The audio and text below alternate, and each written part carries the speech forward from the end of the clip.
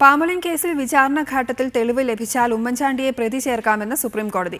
കേസിൽ ഹൈക്കോടതി നടത്തിയ പരാമർശങ്ങളൊന്നും വിചാരണ കോടതിയെ ബാധിക്കരുതെന്നും കോടതി വ്യക്തമാക്കി. അതേസമയം പ്രതിപക്ഷ നേതാവ് വി.എസ്. അച്യുതാനന്ദൻ നൽകിയ ഹർജി സുപ്രീം കോടതി തള്ളി. ധനമന്ത്രിയായിരുന്ന ഉമ്മൻചാണ്ടിക്കെതിരെ പാമോലിൻ ഇടപാടിൽ തെളിവുകളുണ്ടെന്നും അന്വേഷണത്തിന് ഉത്തരവിറക്കണമെന്നുമായിരുന്നു വി.എസ്. അച്യുതാനന്ദന്റെ ആവശ്യം. വി.എസ്. കലക്കവെള്ളത്തിൽ മീൻപിടിക്കുകയാണെന്ന് കഴിഞ്ഞ തവണ കേസ് പരിഗണിക്കുമ്പോൾ കോടതി നടത്തിയ നിരീക്ഷണങ്ങൾക്ക് വി.എസിന് വേണ്ടി ഹാജരായ ശേഖർ നാഫ്ഡെ ഇന്ന് വിശദീകരണം നൽകി. 1992 മുതൽ തന്നെ ഉമ്മൻചാണ്ടിയുടെ പങ്കന്വേഷിക്കണമെന്ന് വി.എസ്. ആവശ്യപ്പെട്ടിരുന്നു.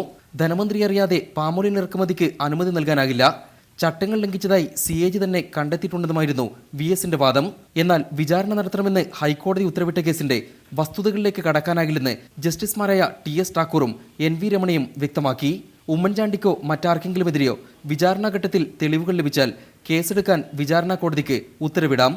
2004 അന്വേഷണ റിപ്പോർട്ട് സമർപ്പിച്ചപ്പോൾ ഉമ്മൻചാണ്ടിക്കെതിരെ അന്വേഷണം ആവശ്യപ്പെട്ട് വി.എസ്. പരാതി നൽകിയിട്ടില്ലെന്ന് ഹൈക്കോടതി വിധിയിൽ പരാമർശമുണ്ടല്ലോ എന്ന് കോടതി ചോദിച്ചു.